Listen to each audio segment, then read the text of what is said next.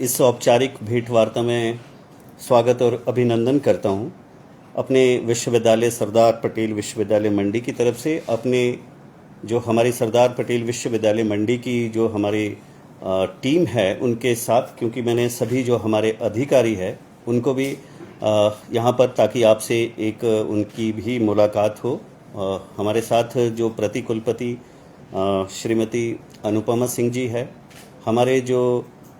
अधिष्ठाता है जो सारे अकादमिक मामलों को देख रहे हैं प्रोफेसर दीपक पठानिया जी, वो यहाँ पर उपस्थित है। और हमारे जो कुल सचिव है श्री अक्षय सूद जी जो एचएस ऑफिसर है वो यहाँ पर है। हमारे जो परीक्षा नियंत्रक श्री सुनील वर्मा जी, और हमारे जितने कॉलेजेस को जो एफिलिएशन का जो जिम्मा दिया गया है, जो डीन कॉलेजेस रहते हैं प्रोफेसर राजेश शर्मा जी, और जो विद्यार्थियों के छात्र कल्याण अधिष्ठाता है संजय नारंग जी, और हमारे जो, क्योंकि हमारे पास अभी पब्लिक रिलेशन ऑफिसर नहीं है, तो डॉक्टर गौरव कपूर जी को मैंने ये आग्रह किया था कि जब तक हमारे यहाँ पे पब्लिक रिलेशन ऑफिसर की नियुक्ति ना हो तो वो in addition to his duty वो इसको देख रहे हैं। और आज जैसा कि गौरव जी ने बताया, एक कुछ संयोग ऐसे बना कि अभी जब हम अपनी स्वतंत्रता के 75 वर्ष पूर्ण कर रहे हैं, जिसको हम आज़ादी का अमृत महोत्सव कह रहे हैं, उसके कार्यक्रम चल रहे हैं। और इत्तेफाक से मुझे भी लगभग 75 दिन जो है इस विश्वविद्यालय में अपनी सेवाएं देते हुए हैं। आप सभी जो है यहाँ पर जो पिछले परिसर में चल रहा था, और जब ये महसूस किया गया कि इस प्रदेश के अंदर जो संख्या विद्यार्थियों की है वो कई गुना हो गई, कॉलेजेस की संख्या बहुत गुना हो गई, इस दृष्टि से केवल हिमाचल प्रदेश विश्वविद्यालय जो कि 22 जुलाई 1970 से काम कर रहा था, आज इतने वर्षों पश्चात वो अपनी जो प्रदेश की आवश्यकताओं के हिसाब से वो उसको पूर्ण नहीं कर पा रहा था। और मैं धन्यवाद देना चाहूँगा प्रदेश सरकार को कि उन्होंने इस उस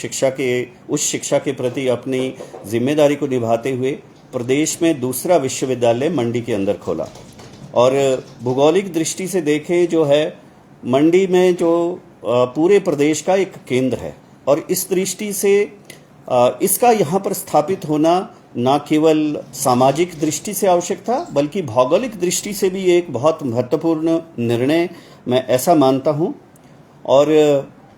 ख़ास तौर पे उसके पश्चात जो क्लस्टर विश्वविद्यालय के अंदर जितने भी जो पोस्ट क्रिएशन था, जो उसके एसेट्स लाइबिलिटीज़ थे, वो भी इस एक्ट के साथ सारे सरदार पटेल विश्वविद्यालय मंडी के तहत आ गए। और 25 मई 2022 को माननीय कुलाधिपति जो हमारे महामहिम राज्यपाल है, उन्होंने मुझे यहाँ सेवा का मौका दिया, जिसकी उनके तहत, और मैं उस हेतु न केवल कुलाधिपति बल्कि प्रदेश सरकार को भी धन्यवाद देना चाहूँगा कि उन्होंने इतने शिक्षाविदों में से मेरा चयन यहाँ पर कुलपति के रूप में किया। और मैंने 27 मई 2022 को जो है यहाँ पर अपनी ज्वाइनिंग दी, और तब से अब तक जो है निरंतर जो विभिन्न तरह के विश्वविद्यालय को खड़ा करने के लिए कार्य करने होते हैं, हमारे पास जो लिमिटेड टीम है उसके साथ हम यहाँ पर काम कर रहे हैं। और किसी भी दृष्टि से अगर आप देखें, जब भी कोई विश्वविद्यालय या कोई भी चीज़ ऐसी संस्था बनती है, तो उसमें मुझे ऐसे लगता है कि कुछ चीज़ें आवश्यक होती है, जिसको कि हम कह सकते हैं लोकेशन, इंफ्रास्ट्रक्चर, फैकल्टी, प्रोग्राम और डिलीवरी। इसमें अगर मैं एक एक तरह से इसमें बात करूं, सबसे पहले मैं लोकेशन पे आऊंगा। जैसे अभी मुझसे ये औपचारिक रूप से जब ये प्रेस वार्ता शुरू हुई, उससे पहले पूछा भी जा रहा था कि आपका अकादमिक भवन कहाँ बनेगा। ये का अभी हम ट्रांजिशन फेज में है। गौरव जी ने भी बताया कि अभी क्योंकि विश्वविद्यालय अभी कुछ महीनों पहले शुरू हुआ है,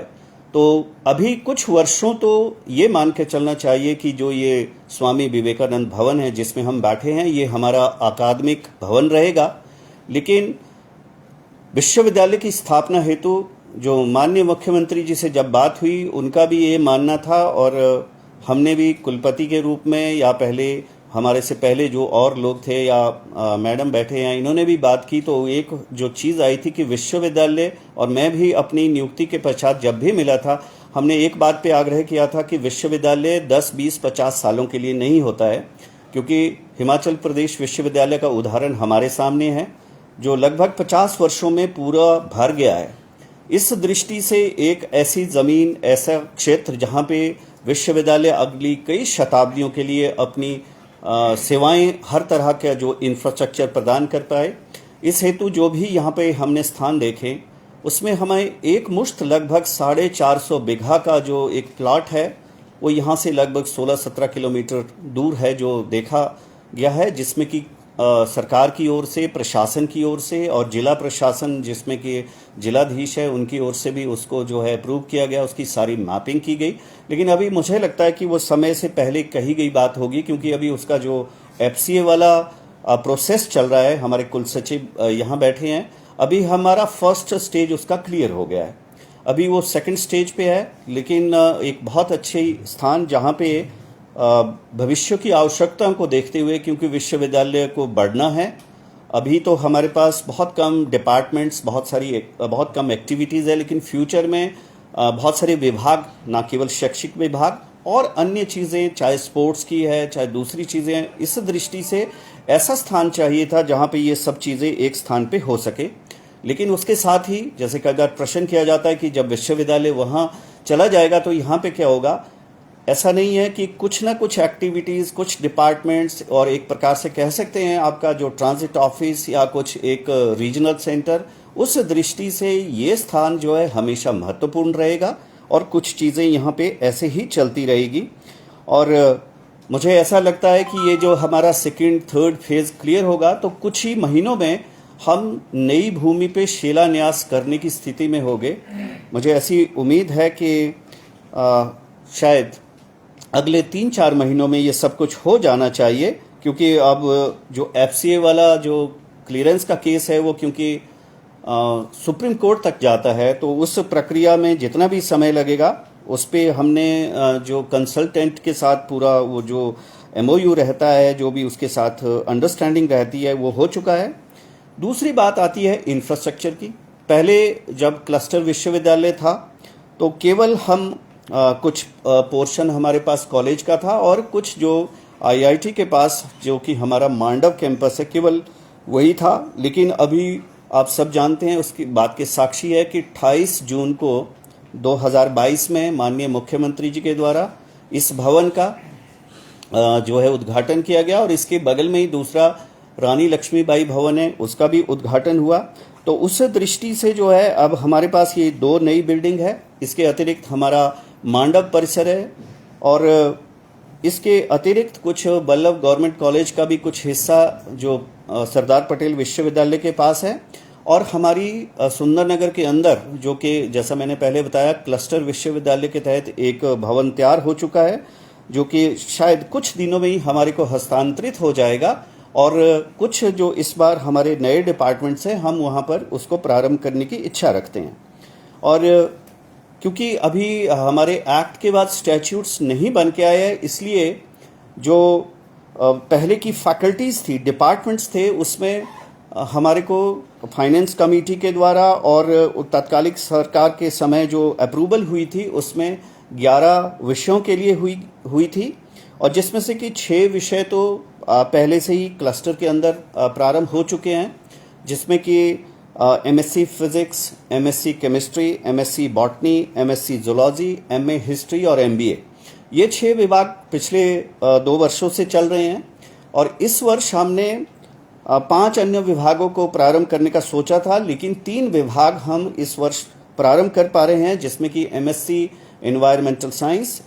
और MCA और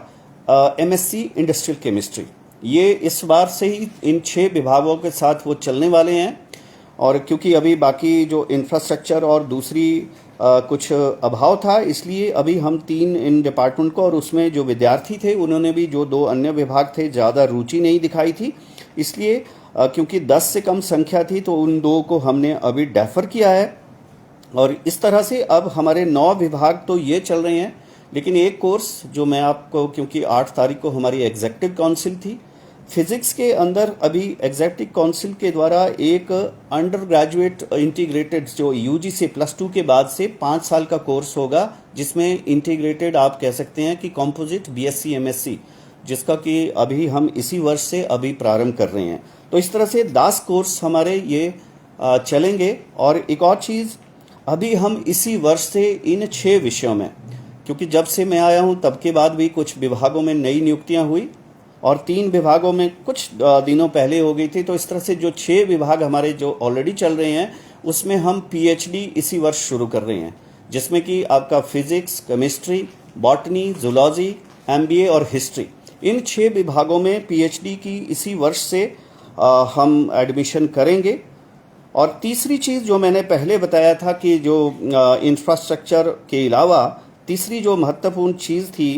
वो डिलीवरी की थी। प्रोग्राम के बाद डिलीवरी की दृष्टि से जो आप जानते हैं कि 5 जिला हमारे इस सरदार पटेल विश्वविद्यालय के तहत है। और मैं ये मानता हूँ, हालांकि पहले इसमेमें थोड़ा कन्फ्यूज़न है कि 141 और 140, क्योंकि जो हमने हिमाचल प्रदेश विश्वविद्यालय से जब कागजात मांगे तो वो हमारे पास 141 के कागज़ नहीं आए हैं। तो अभी ये लिस्ट अपडेट हो रही है, क्योंकि जो पहले कुछ ऐसा लगता है कि कुछ ऐसे प्राइवेट कॉलेजेस शायद जो प्रारंभ हुए थे लेकिन उसके बाद शायद बीच में बंद हो गए होंगे। तो एग्जैक्ट आंकड़ा कितना है इसमें थोड़ा सा 4-5 कॉलेजेस का अंतर पड़ सकता है, लेकिन ये 4-5 कॉलेज अगर कम होंगे तो 4-5 नए भी खुल गए हैं हमारे क्षेत्र में, जिनकी अभी कुछ दिनों पहले भी घोषणा हुई है, जिसमें कि कुछ कांगड़ा में है, कोई शायद चंबा में है, ऐसे कुछ नए कॉलेजेस। तो ये एक वेरिएबल चीज़ है जो बदलती रहती है। तो लेकिन ये मान के चलते हम लगभग 140 के आसपास ऐसे महाविद्यालय हमारे विश्वविद्यालय से एफिलिएट होंगे। इसमें ना केवल जनरल कॉलेजेस है लेकिन बीएड के कॉलेजेस भी है और कुछ इस तरह के जो प्राइवेट कॉलेजेस भी है, जिसमें यूजी पीजी दोनों तरह की चीज़ें चल रही है। फिर दूसरी चीज़ जो आती है एफिलिएशन की, क्योंकि एक बहुत कन्फ्यूजन था कि कॉलेज में 3 क्लासेस होती है, लेकिन उसके लिए सिंपल जो इस बार की 2022 की जो एडमिशन कॉलेज में जो हमारे इन 5 जिलों के अंदर जितने कॉलेजेस है जो उसमें हुई है, वो हमारे साथ सरदार पटेल विश्वविद्यालय के साथ अफिलिएट करेंगे। लेकिन जो सेकेंड ईयर में पहुंच गया है या थर्ड ईयर में पहुंच गया है वो अपनी डिग्री हिमाचल प्रदेश विश्वविद्यालय से ही पूरी करेंगे। हमारा ये अगले वर्ष जो है फर्स्ट सेकंड हो जाएगा और उसके अगले वर्ष फर्स्ट सेकंड थर्ड ईयर हमारे साथ ही रहेंगे। लेकिन पिछला अगर उनका कोई बैकलॉग रहता है, क्योंकि उनका रजिस्ट्रेशन वहाँ हो चुका है, उनके कोई पेपर पिछले वहाँ हो चुके हैं, वो हिमाचल प्रदेश विश्वविद्यालय के तहत ही रहेंगे। ऐसा कोई नई चीज़ नहीं है, बहुत से अन्य जगह पे भी ऐसा होता है। आपको ध्यान होगा जब मेडिकल यूनिवर्सिटी अस्तित्व में आई उसका भी सब कुछ पहले हिमाचल प्रदेश विश्वविद्यालय देखता था। और आज भी ऐसा है कि जो उनका फर्स्ट बैच अभी पहली बार पास होगा, पिछले वाले जो है वो सारे हिमाचल प्रदेश विश्वविद्यालय के तहत ही काम कर रहे थे, वैसा ही वो चल रहा है। तो इसलिए जो सेकंड चीज़ है इसके तहत आती है एग्जामिनेशन। तो जो हम लोगों के साथ अफिलिएटेड कॉलेजेस है और फर्स्ट ईयर है उसकी या मास्टर में एमए फर्स्ट सेमेस्टर है, उसके एग्जामिनेशन सरदार पटेल विश्वविद्यालय ही करवाएगा इसी वर्ष से। First year second year final के उनके एग्ज़ाम एचपीयू या जो भी जहां एफिलिएशन है उस तरह से होगी, लेकिन फर्स्ट ईयर के एग्जामिनेशन जो कि क्योंकि एनुअल सिस्टम है अगले वर्ष मार्च अप्रैल में होगी, लेकिन जो हमारा पीजी है उसमें सेमेस्टर सिस्टम है, उसके एग्ज़ाम क्योंकि नवंबर के आसपास प्रारंभ होते हैं तो उसको सरदार पटेल विश्वविद्यालय अपने एफिलिएटेड कॉलेजेस में करवाएगा। और तीसरी चीज़ जो स्टूडेंट सपोर्ट की बात रहती है, वेबसाइट की बात रहती है, हमारी अपनी जो सरदार पटेल विश्वविद्यालय की नई वेबसाइट है उस पर हम काम कर रहे हैं। उसके अंदर जो कुछ टेंडर और दूसरी इस तरह की जो प्रक्रिया रहती है वो चल रहा है, लेकिन साथ ही हम उसको अपडेट कर रहे हैं। लेकिन स्टूडेंट सपोर्ट के लिए जो ऑलरेडी एग्जिस्टिंग वेबसाइट है उस पर हमने जो भी वर्तमान की आवश्यकता है, चाहे रजिस्ट्रेशन है चाहे दूसरी है, उसके लिए काम करना शुरू किया है और वो सारी चीज़ें हम समय से उसको उपलब्ध करवाएंगे। लेकिन जो हमारी फुल फ्लैज्ड जो इंटरेक्टिव वेबसाइट है, मुझे ऐसे लगता है अगले 2-3 महीनों में उस पर काम हो जाएगा। और शायद कई बार आपसे बात करने की मुझे ऐसा लगा, आमतौर पे रहता है कि शुरू में जैसे मैं आया मई में तो आपके साथ वार्ता होती, लेकिन हमने सोचा कि पहले कुछ हो जाए तो तब आपसे बात करेंगे। तो जहाँ तक अभी तक की बात है, जो हमारी जर्नी रही है इसमें ये जो इवन ये जो 2 भवन है इसका उद्घाटन के पहले हमने एक तो रिक्रूटमेंट प्रोसेस दोनों जो टीचिंग नॉन टीचिंग का वो प्रारंभ किया है कुछ जैसा आपसे बताया गया कि जो पीजी डिपार्टमेंट्स जो ऑलरेडी चल रहे हैं उनमें कुछ हमारे शिक्षकों की भर्ती हो चुकी है,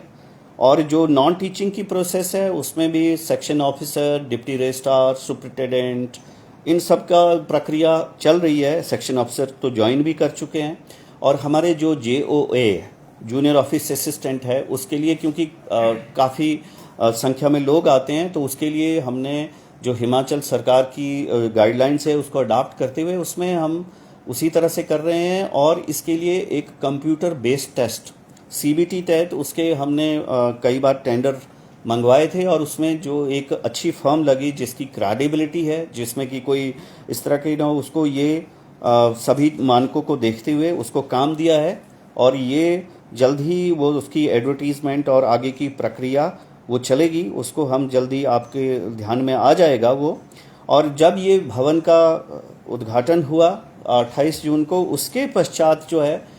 इसकी जो आंतरिक आवश्यकताएं थी, चाहे फर्नीचर है, क्योंकि बहुत से विभाग यहाँ पे आने हैं, चाहे ये office of vice chancellor, registrar, pro vice chancellor, उसकी जो आंतरिक आवश्यकताएं थी उसको पूर्ण किया जा रहा है। और मुख्यमंत्री जी के 28 जून के बाद यहाँ पर कुछ दिनों पश्चात ही जो है हमारे महामहिम कुलाधिपति उनका आगमन हुआ। 11 जुलाई को एक अन्य कार्यक्रम में वो मंडी आए थे, तो उनके सम्मान में भी यहाँ पर एक कार्यक्रम हुआ। और उसके पश्चात हमने कुछ और चीज़ें जो एक विश्वविद्यालय, ताकि विद्यार्थियों को, सभी शिक्षकों को और नागरिकों को भी विश्वविद्यालय के एग्जिस्टेंस का और उसका एक बोध हो, तो हमने कुछ कार्यक्रम किए जो कि पब्लिक पार्टिसिपेशन से संभव भी हुए, जिसमें कि हमने वर्ल्ड एनवायरनमेंट डे जो 5 जून को होता है उसको हमने, क्योंकि 5 जून को छुट्टी थी तो 4 जून को मनाया, जिसमें कि जो मंडी के अंदर जो बस अड्डा है उसके आसपास पूरी वहाँ पे भी सफाई की और साथ में लोगों को जागरूक किया। इसी तरह से शायद पहली बार इस विश्वविद्यालय के अंदर या इस महाविद्यालय परिसर में गुरु पूर्णिमा का पर्व मनाया गया, और उसमें हमने जो वयोवृद्ध शिक्षाविद जो है आदरणीय डॉक्टर राजू जी, उनको भी आमंत्रित किया था। और उसके पश्चात जो है एक अभी जो राष्ट्रीय शिक्षा नीति आई है, राष्ट्रीय शिक्षा नीति के तहत जो है खास तौर पे जो फिजिक्स विषय को लेकर फोकस करते हुए यहाँ पर 2 दिन की कार्यशाला हुई, जिसमें कि किस तरह से राष्ट्रीय शिक्षा नीति के तहत जो चीज़ें प्रारंभ होनी है किस तरह से उसको किया जा सकता है। और फिर अभी जैसा अभी गौरव जी कह रहे थे कि आज संस्कृत दिवस है, इसके लिए हमने संस्कृत संभाषण शिविर वो पिछले 10 दिनों से चला रखा था, और उसका आज समापन हुआ। और हालांकि हमारे विश्वविद्यालय में संस्कृत विभाग नहीं है, लेकिन हमने महाविद्यालय के संस्कृत के जो अध्यापक है उनको, आचार्यों को जो है साथ में लेते हुए इस कार्य को सफल बनाया, जिसमें कि 50 विद्यार्थी जो है बोलचाल की जो संस्कृत भाषा है उसको सीख पाए। और हमारी क्योंकि जब नया विश्वविद्यालय बना तो इसकी नई कार्यकारी परिषद बननी थी, और कार्यकारी परिषद में कुछ तो पदेन सदस्य होते हैं, जिसको कि आप कह सकते हैं कि secretary finance, secretary education, director higher education, vice chancellor, pro vice chancellor और रजिस्ट्रार, इसके मेंबर सेक्रेटरी, वो तो कोई भी होगा वो रहेंगे। लेकिन इसके अतिरिक्त गवर्नर के द्वारा 2 सदस्यों का नामांकन किया जाता है, और सरकार के द्वारा एक नामांकन किया जाता है, और इसके अतिरिक्त 2 कॉलेज के प्रिंसिपल जो रहते हैं सीनियरिटी से, और कुछ हमारे डीन रहते सीनियरिटी से, तो वो गठन हो गया है। और इसकी एटलीस्ट जो नई बैठक है, हालांकि वो सरदार पटेल विश्वविद्यालय की दूसरी बैठक थी, लेकिन मेरे यहाँ आने के पश्चात और इन नए सदस्य नामांकित होने के पश्चात ये पहली बैठक हमने 8 अगस्त को अभी की। और इसी तरह से जो है अभी कुछ दिनों पहले ही हमने 6 तारीख को जो हमारे साथ जो एफिलिएटेड कॉलेजेस हैं उन सभी के प्रिंसिपल्स को हमने बुलाया था, और उनके साथ एक कह सकते हैं कि एक अनौपचारिक बैठक थी, जो भी बहुत सारे लोगों के डिफरेंट इश्यूज थे, तो उसको हमने एड्रेस किया, क्योंकि अकेले अकेले को बताना, और उन सब के साथ बात हुई। हालांकि लगभग 75-80 के बीच जो है प्रिंसिपल्स या उनके जो सीनियर टीचर यहाँ पे आए थे। कुछ लोग जो नहीं आ पाए किन्हीं कारणों से, कई जगह पे क्योंकि हमारा कुल्लू और जो लाहौल स्पीति है वो मौसम की वजह से पूरे के पूरा रुक गया, तो कुछ वो दिक्कत रही, लेकिन फिर भी वो एक बैठक काफ़ी सफल रही और जिसकी वजह से कि हम आगे जो भी चीज़ें हैं उसको हम अच्छे से कर पाएंगे। उसके आगे मैं आपसे ये शेयर करना चाहता हूँ कि जो अभी फ्यूचर की दृष्टि से, एक तो अभी सबसे इमीडिएट चीज़ है हमारा जो विश्वविद्यालय के जो कुछ एक प्रकार से कह सकते हैं कानून, जो स्टैट्यूट्स है वो जैसे आ जाते हैं उसके बाद हमारी जो फाइनेंस कमेटी है वो बनेगी, क्योंकि वो स्टैट्यूट्स के बाद होती है। और फाइनेंस कमेटी बनने के बाद, क्योंकि जैसे मैंने अभी बताया कि केवल अभी 9-10 विभाग काम कर रहे हैं, शैक्षिक विभाग, हमने जितने हमारे एफिलिएटेड कॉलेजेस है उसमें जो डिफरेंट डिपार्टमेंट्स है, चाहे वो साइंस के तो लगभग सब खुल गए हैं, लेकिन हमारे पास एजुकेशन नहीं है, हमारे पास कोई लैंग्वेज नहीं है जिसमें इंग्लिश, हिंदी, संस्कृत। हमारे पास अभी जो कह सकते हैं कि फैकल्टी ऑफ सोशल साइंसेज में, जिसमें आप कह सकते हैं economics, political science, history, geography और दूसरे अन्य विभाग वो नहीं हैं। इसी तरह से लॉ विभाग नहीं है, या दूसरे जो कह सकते हैं कि टूरिज्म और ऐसे विषय भी नहीं है। और राष्ट्रीय शिक्षा नीति के तहत हमने कुछ स्किल डेवलपमेंट के कोर्सेज चलाने हैं, तो ये सारा जो विषय है वो फाइनेंस कमेटी में जाएगा। और हम कोशिश करेंगे, सरकार से भी आग्रह करेंगे कि इस विश्वविद्यालय को अगर अपने पाँव पे खड़ा होना है और आगे जाके अपनी एक साख बनानी है, तो ये सभी शैक्षिक विभाग जल्दी से जल्दी जैसे इसको क्रिएट करेंगे, खोले जाएंगे, तो आगे ना केवल मंडी जिला को, ना केवल एफिलिएटेड जो हमारे जिला है, बल्कि पूरे प्रदेश को और इवन प्रदेश के बाहर के विद्यार्थियों को जो अपनी शिक्षा यहाँ पर प्राप्त करने आएंगे उसका लाभ होगा। और अभी हमने सोचा है कि इसके अतिरिक्त, क्योंकि ये सारी एक्टिविटी जो एक तो ये प्रशासनिक प्रक्रिया है, लेकिन जो हम मिनिमम कर सकते हैं, हमने ये सोचा है कि अभी हम जो आसपास काफ़ी ऐसे शैक्षिक और दूसरे कुछ बहुत बड़े बड़े इंस्टीट्यूट्स हैं उसके साथ हम जो है MOU करेंगे। हालांकि सरदार पटेल विश्वविद्यालय अभी बिल्कुल नया है, लेकिन हम सोचते हैं कि हमारे नज़दीक IIT है, हमारे नज़दीक NIT है, हमारे नज़दीक जो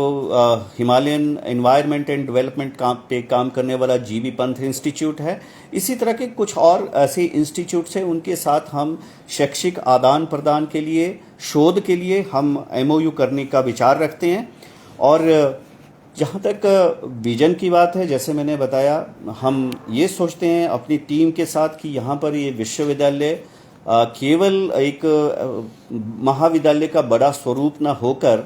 ये एक ऐसी यहाँ पर वर्ल्ड क्लास यूनिवर्सिटी बने जिसके पास बिल्कुल आधुनिक सभी सुख सुविधाएं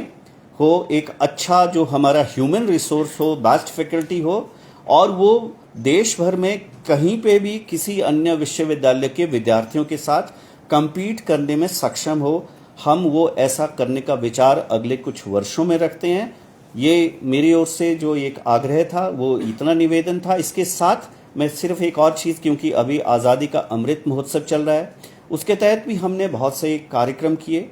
अभी आपने देखा होगा तिरंगा यात्रा, हर घर तिरंगा, और पहली बार जो है अभी हम 15 अगस्त यहाँ पे जो अपना स्वतंत्रता दिवस 75 वर्ष पूरे हो रहे हैं उसको अपने प्रांगण में मना रहे हैं। जिसकी खास बात ये है कि हमने आसपास देखा कि कोई हमें स्वतंत्रता सेनानी और ऐसे कोई मिले, तो हमें पता चला कि यहाँ पर मंडी से काफ़ी नज़दीक मंडी जिला के ही एक ऐसे वयोवृद्ध सैनिक है जिनको 1962 के युद्ध में महावीर चक्र से जो है उनको सम्मानित किया गया है। उनको हम उस दिन यहाँ पर विशिष्ट अतिथि के रूप में बुला रहे हैं और उनको सम्मानित कर रहे हैं। और इसके अतिरिक्त जो दूसरी क्योंकि कई सारी चीज़ें हैं, जब स्वतंत्रता सेनानी और इस तरह का इतिहास देखते हैं कुछ चीज़ें विस्मृत हो जाती है। हिमाचल का भी स्वतंत्रता में क्या योगदान रहा है उसकी भी प्रदर्शनी, और जो क्योंकि अभी 14 तारीख को विभाजन दिवस है, ख़ास तौर पे कुलाधिपति का आग्रह था कि जिन लोगों ने जो उसकी पीड़ा सही है, जो उस तरह की उसकी एक प्रदर्शनी भी वर्तमान पीढ़ी को पता चले, वो सब कुछ भी हम कर रहे हैं। तो मैं इतने आग्रह के साथ आप सबका धन्यवाद करता हूँ। आपके कोई और स्पेसिफिक प्रश्न होंगे उस पर हम यहाँ पर बात करने को उपलब्ध है। धन्यवाद जी।